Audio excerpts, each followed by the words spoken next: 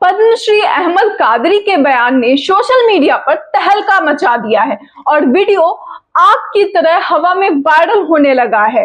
लोग तरह तरह के सवाल कर रहे हैं। लोगों का कहना है कि क्या सच में एक पुरस्कार व्यक्ति के विचार बदलने में सक्षम है, जो विचार किसी राजनीतिक पार्टी के लिए सालों से मन में हो। दूसरा सवाल कि क्या सच में ये पद्मश्री मुसलमानों को लुभाने के लिए, आकर्षित करने के लिए कादरी को दिया गया है?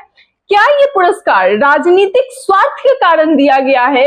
मगर जो सबसे पहला सवाल आप सभी के मन में उठ रहा होगा कि आखिर उन्होंने ऐसा क्या बोल दिया जिसके बाद हर तरफ उनके ही चर्चे शुरू हो गए, जिस बात पर राजनीति गर्म हो गई और किसी ने कुछ कहा तो किसी ने कुछ। चलिए दोस्तों, आपको बताते हैं कि आखिर हुआ तो हुआ क्या, जिसने कर्नाटक चुनाव में कांग्रेस को सोचने पर मजबूर कर दिया और कादरी का कुछ ही पलों में मन परिवर्तन कर दिया। नमस्कार दोस्तों, मैं सौम्या मिश्रा और आप देख रहे हैं लाइव टीवी इंडिया। राष्ट्रपति द्रौपदी मुर्मू से पद्मश्री प्राप्त करने वाले कर्नाटक के बिदरी शिल्प कलाकार शाह रशीद अहमद कादरी गुरुवार से लगातार चर्चा में बने हुए हैं, जिसका कारण सम्मान समारोह के दौरान पीएम नरेंद्र मोदी से उनकी बातचीत के दौरान की गई उनकी तारीफ है, जो अब सियासत का विषय बन गई है। दरअसल इस वर्ष पद्म पुरस्कारों से सम्मानित कई विशिष्ट लोगों में एक नाम कर्नाटक के बीदर के शाह रशीद अहमद कादरी का भी था। राष्ट्रपति द्रौपदी मुर्मू ने उनके पद्मश्री से सम्मानित किया। उन्हें बिदरी कला में कई तरह के नए पैटर्न्स और डिजाइन्स को पेश करने के लिए यह सम्मान दिया गया है। बिदरी एक लोक कला है जिसकी पारंपरिक सृजन कर्नाटक के बीदर शहर से शुरू हुआ है।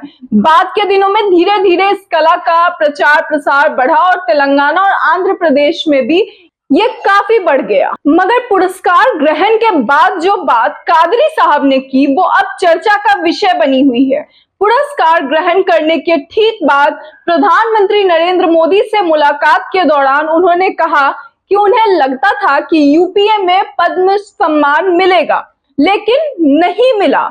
उन्हें बीजेपी की सरकार से उम्मीद नहीं थी, इसलिए खामोश बैठे थे, लेकिन वे गलत साबित हुए, जिसके बाद उन्होंने पुरस्कार के लिए पीएम मोदी को धन्यवाद भी दिया।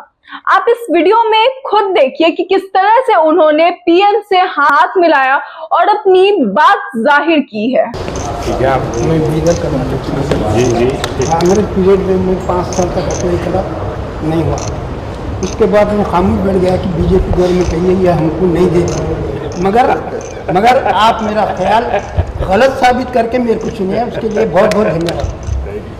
तो दोस्तों, देखा आपने कि किस तरह से सम्मान समारोह के दौरान जब प्रधानमंत्री ने कादरी को बधाई दी और हाथ मिलाया तो उन्होंने प्रधानमंत्री से कहा कि मैं यूपीए सरकार के दौरान पद्म पुरस्कार के लिए कई बार कोशिश की थी उन्होंने, लेकिन मुझे यह नहीं मिला था। जब आपकी सरकार आई तो मैंने सोचा कि अब भाजपा सरकार मुझे कोई पुरस्कार नहीं देगी, लेकिन आपने मुझे गलत साबित कर दिया है। मैं आपका तहे दिल से आभार व्यक्त करता हूं और अब उनके इसी बयान पर सियासत हो रही है। लोग भड़के हुए हैं, विरोधी भड़के हुए हैं। जहां विरोधियों का ये कहना है कि ये बातें कहलवाई गई हैं, दोस्तों वहीं ये भी कहा जा रहा है कि यह पुरस्कार कर्नाटक चुनाव में मुसलमान वोटों को लुभाने के लिए दिया गया है, जिस पर कादरी ने सामने आकर जवाब भी दिया है कि मेरे दिल में जो था वो बातें मैंने प्रधानमंत्री से कह दी। मुझे इल्म होता कि इस तरह के वीडियो वायरल होंगे तो मैं ये बात बोलता ही नहीं। जो लोग मेरे ऊपर इल्जाम लगा रहे हैं वह सरासर झूठ है। ना तो मैं बिकाऊ हूं, ना ही किसी की बात सुनकर बात कहता हूं। अगर मैं बिकाऊ होता तो इस अवार्ड के लिए 10 साल का इंतजार नहीं करता। ऊपर वाले ने मोदी जी को बोलकर मुझे ये अवार्ड दिलवाया है। उन्होंने कहा कि मैं ज्यादा राजनीति नहीं समझता हूं। जहां तक मुझे पता है कि चुनावों का ऐलान मार्च के अंत में हुआ, लेकिन जहां तक मुझे लगता है कि 2022 में ही इस अवार्ड की फाइनल लिस्ट बनी थी, जब कर्नाटक में चुनाव का कोई सुगबुगाहट नहीं था। इसे लेकर सोशल मीडिया पर भी कई तरह के कमेंट्स आ रहे हैं।